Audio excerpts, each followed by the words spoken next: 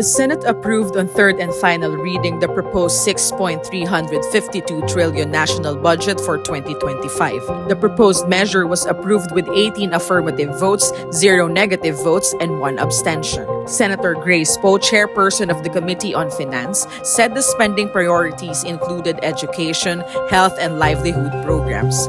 The spending plan also includes additional funding for mobile laboratories, hospital equipment, ambulances, and the construction of hospitals. Ang bawat pisong iniuukol natin sa budget na ito ay hindi lamang numero sa papel.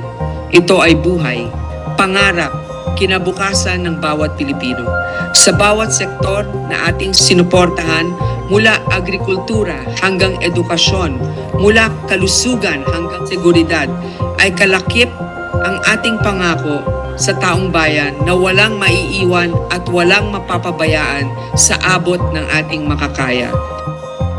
President Ferdinand R. Marcos Jr. had certified the proposed 2025 national budget as urgent, which allowed Congress to do away with the 3-day interval between bill readings.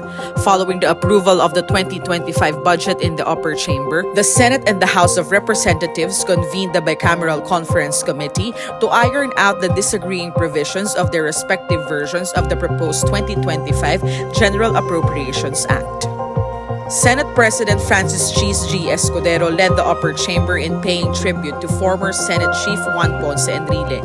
The Senate adopted Resolution Number 225 honoring Enrile for his untiring service and contributions to the country and to the Filipino people. One thing is for sure, he will be kindly judged by history as the Senate is and doing today. Because in the balance sheet of life, in the ledger of what he has done, his service trumps all. Our country, Mr. President, is better off because of a Juan Ponce Enrile. Addressing the chamber, Enrile reminded senators to always champion causes benefiting the country and the future generation of Filipinos. To be in this chamber is not something that can be taken for granted. It is an honor, a privilege, and a very heavy responsibility. You represent the people, you represent the country.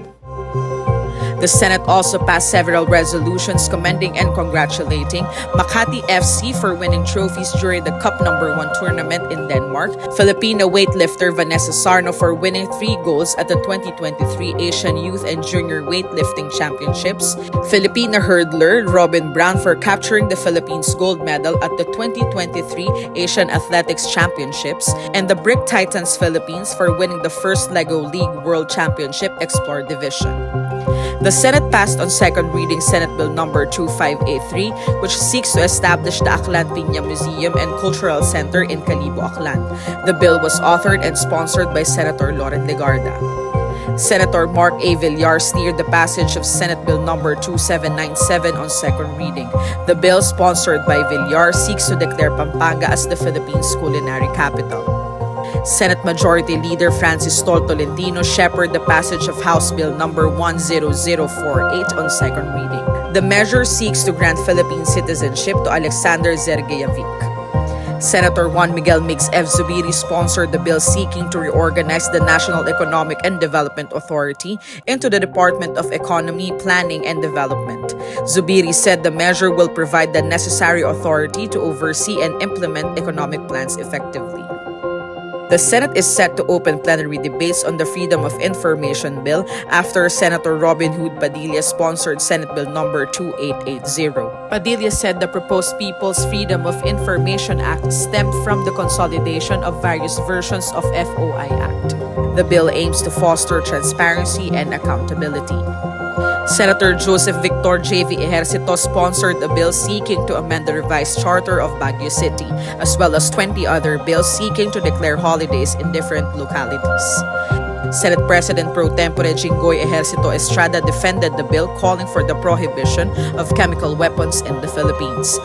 The Commission on Appointments, chaired by Senate President Francis Cheese G. Escudero, gave its nod to the nominations and ad interim appointments of Department of Trade and Industry Secretary Maria Cristina Aldaguer Roque, 21 Foreign Service officers in the Department of Foreign Affairs, and 22 generals, flag officers, and a senior officer of the Armed Forces of the Philippines. Senator Risa Hontiveros bared links of Philippine offshore gaming operators to espionage and disinformation activities supposedly sanctioned by the Chinese government.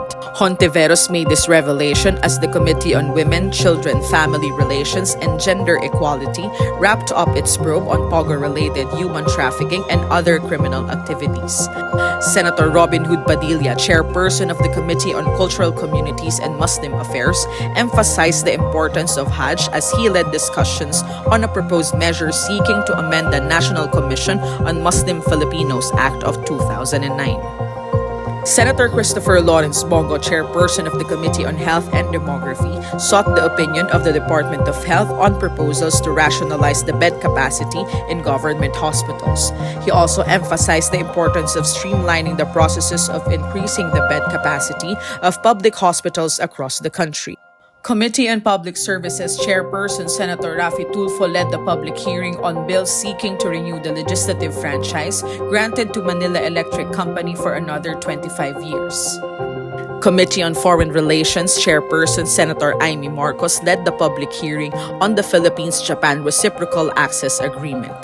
The agreement seeks to enhance the interoperability between the armed forces of the Philippines and the self-defense forces of Japan.